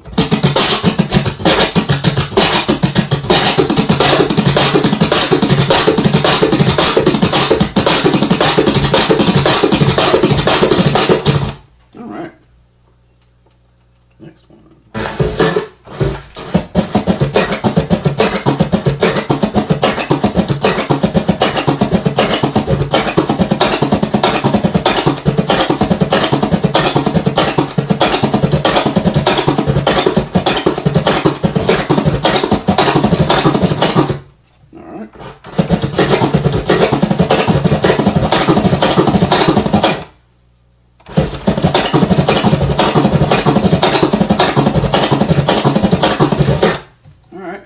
Doesn't even sound like drums when you're going really fast. It just feels like I'm scratching some sample. So yeah, so let's draw out this double speed one. So you see, we'll do a little instance of going half speed and double speed. So we're going to do the same. We're going to do the same chirp flare, and this one is going to be the double speed of it. All right. So we're going to use this as a guideline. We're going to divide this into threes. And that's the three. Let's make a better 3 right there. It's a bad 3. Make that the 3. That the 3. Alright, we'll go like that. Alright, now we're going to cut this into 6. Cut that in half, cut that in half, cut that in half. Alright, so remember the chirp is going on the first 2. And then we're going to do the same thing with the kick and the snare. This chirp is on the first 2, so like that. Alright, and the click is right there. Alright, see it like that. Alright, and then we're going to do this one, this flare. And draw a circle right there. Right there, and this click is going to go right there. And then this click is going to go right there. Alright, another circle. Make a bigger click. A little bit bigger. Alright, so yeah, we can see that. So this is going the same thing. This is the double speed version of this. So this is like 1, 2, 3, 4, 5, 6, 1, 2, 3, 4, 6, 1, 2, 3, 4, 5, 6. So, you know, so it's like that. And that's what I was doing that one time. Alright. And then, so we'll look at these together. So I'll draw 2 of them. So this is double time. I'll write that down. This is, I just write it up here.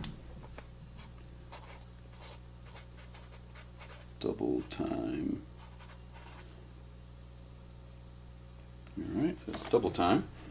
Alright, so yeah, we got it right there. So let's see. What he said. Turn the space back.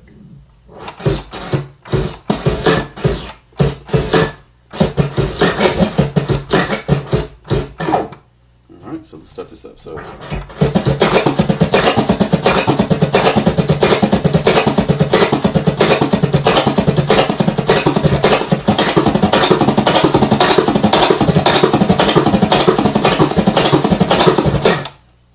alright, that's what it sounds.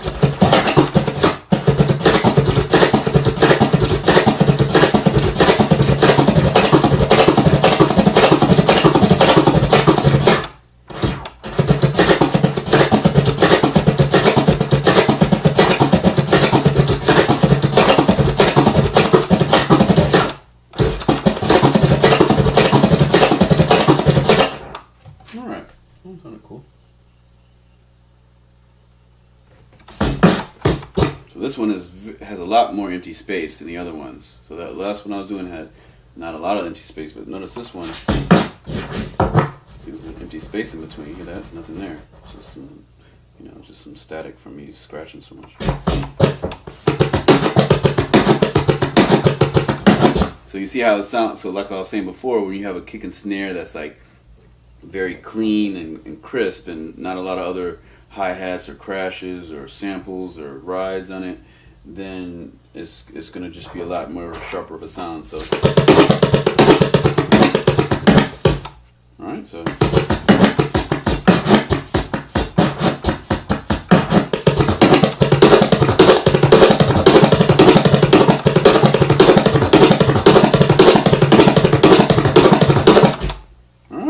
So you notice that was a lot cleaner than some of those other ones because, you know, the sound is already clean to begin with.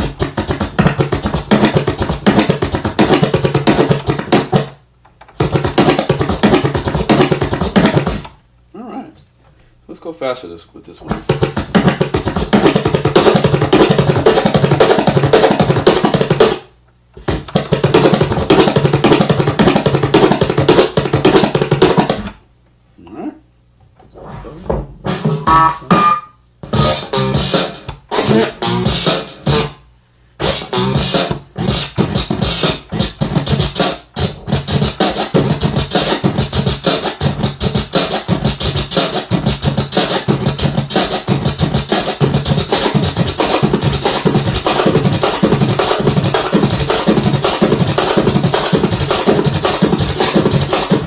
Sounded cool, but notice it had that high-end snare, and you know, it's very pronounced when you start going fast.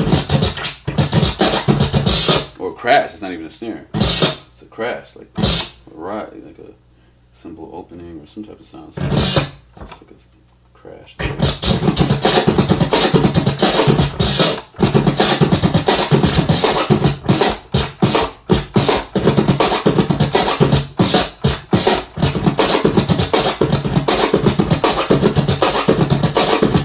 So this is a core essential scratch to be able to integrate that with being with going, you know, with no fader at all.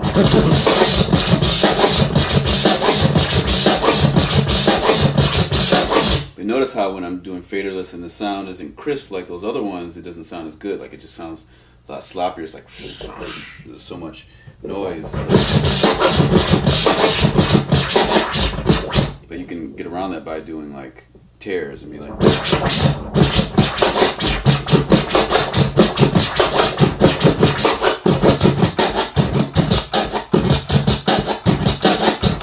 Alright, so.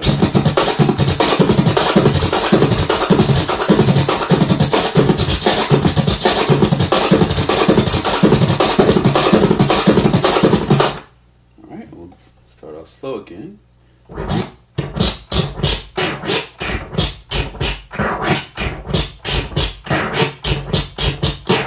Remember, it's just like lifting weights. You know, you want to start off slow and then build up as you get stronger and stronger.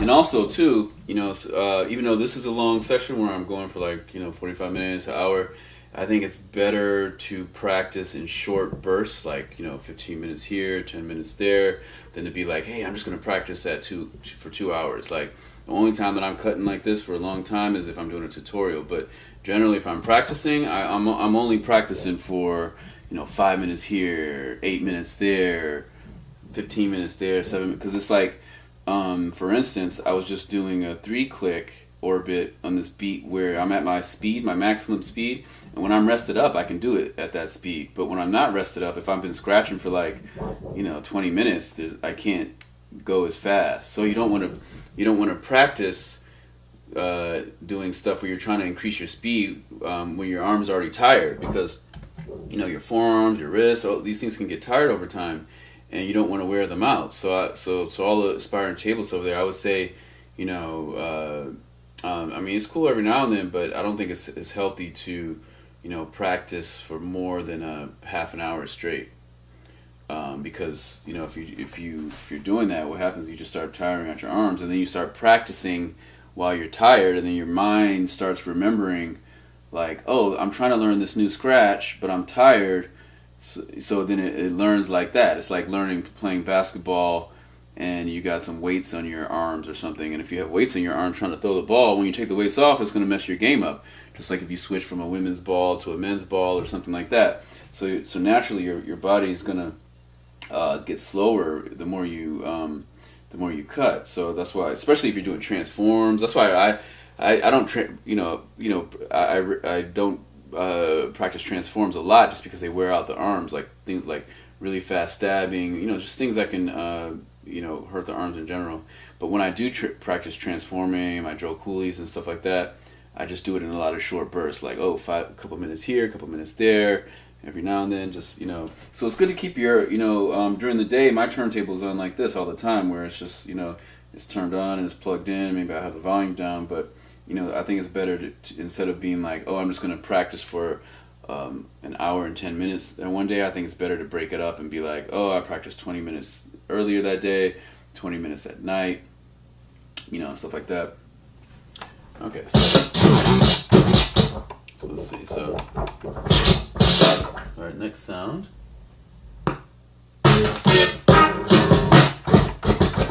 So.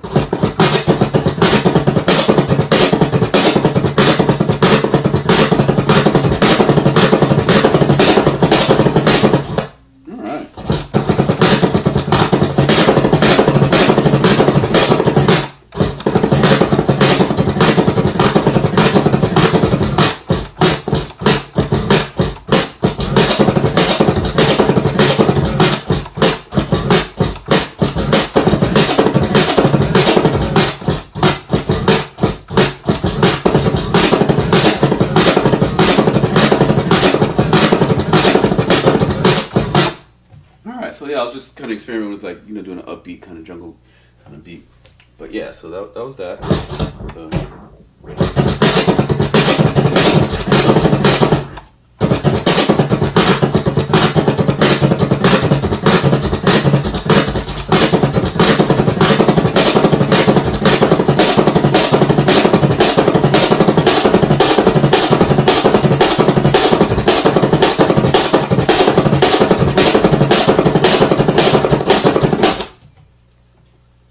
Next sound.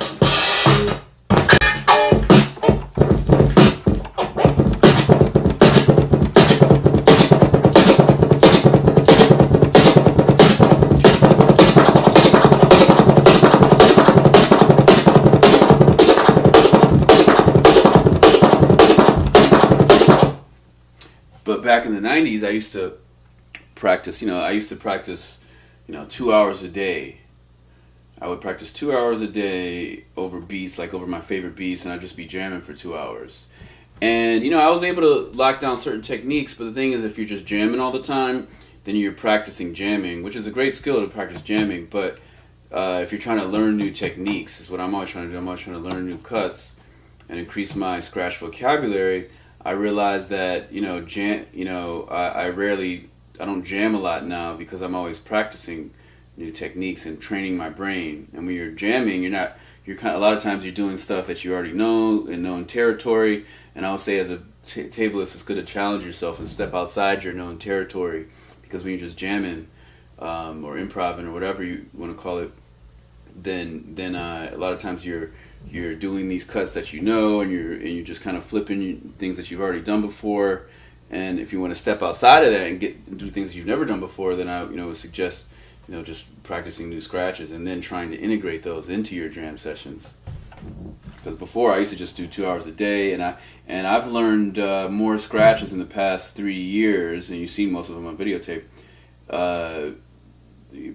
Past 4 years, maybe past 5 years, I've learned more scratches, and using shorter amounts of time, like just practicing for 20 minutes, 10 minutes here and there. Then all those years of just, it was like 4 years straight, I probably practiced 2 hours a day for, every day, every day, 2 hours a day, I was practicing. And at that point, I only had maybe 8 scratches in my vocabulary. Now I got 60, 70. Let's go. So let's see.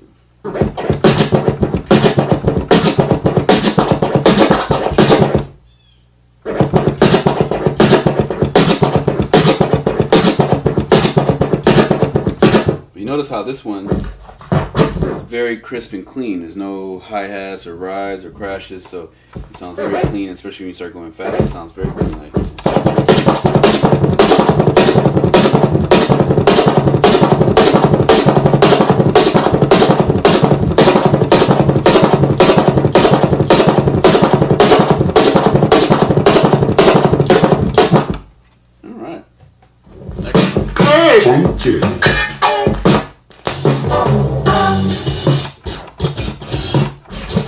has a very a lot of crash, and the kick is really low in this one. You hear that? You barely hear a kick. So let's see what it sounds like.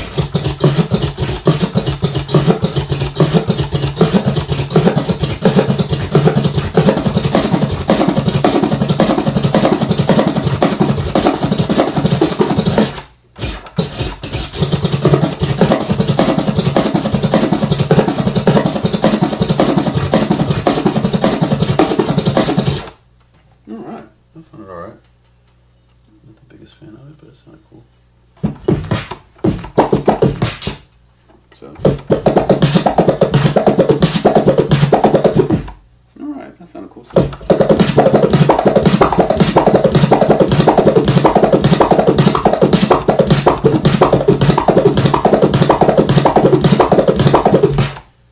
So notice how all these sound very, very different. So.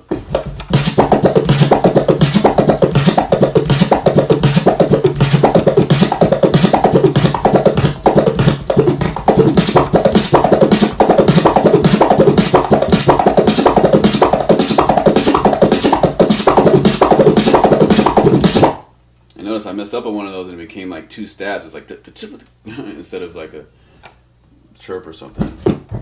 Alright, so let's try the next one.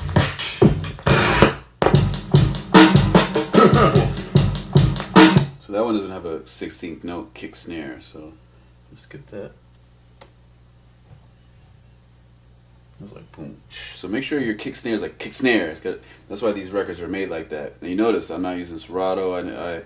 When I'm practicing, I recommend all DJs, practicing with real vinyl because, I think, Serato's cool, and especially having no skip and all that type of stuff, but, on the different modes and whatnot.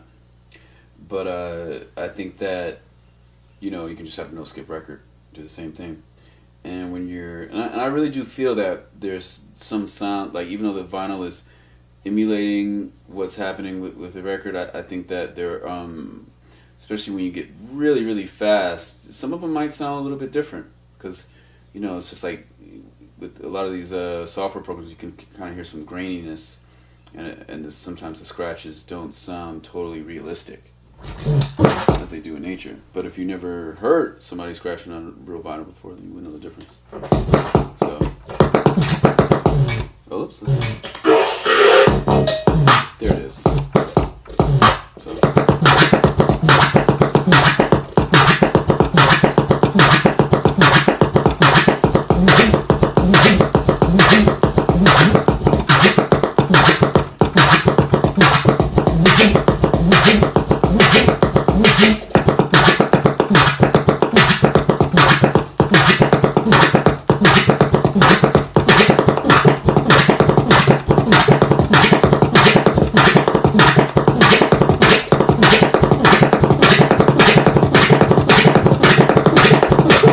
Notice how when I started going fast, all that real heavy bass disappeared.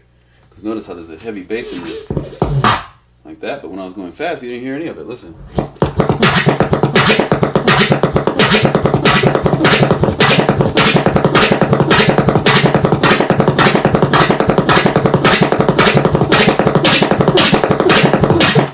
Alright. Let's try the next one. Last one.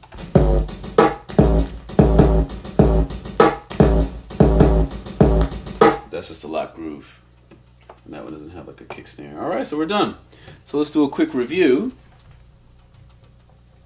See how we're doing on time, about an hour long. Do a quick review. So this is the Chirp Flare. This is the double time version. And this is the half speed version, but you could even do a 75% speed version, a cross rhythm version, And like I was saying before, let me flip it. Let's see. Let's do a cross rhythm of this. We're gonna do a cross rhythm of this, so we're gonna do 2 of these, and then we're gonna add an extra flare at the bottom, at the back of it. So it's gonna go.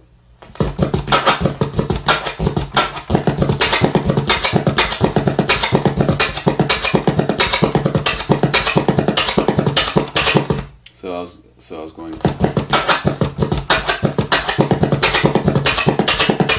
All right. So.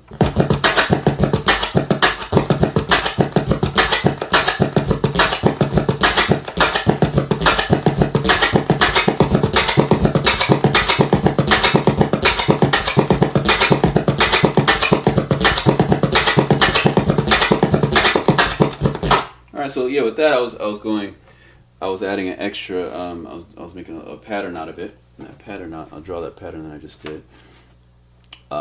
It's basically this times 2 with the extra kick and snare. But I'm not going to draw it because that's a whole nother lecture. We'll do that pattern and you know some cross rhythm lecture. But this isn't about cross rhythm. This is just about the chirp flare. But I was just showing what you can do. You can make it into a cross rhythm.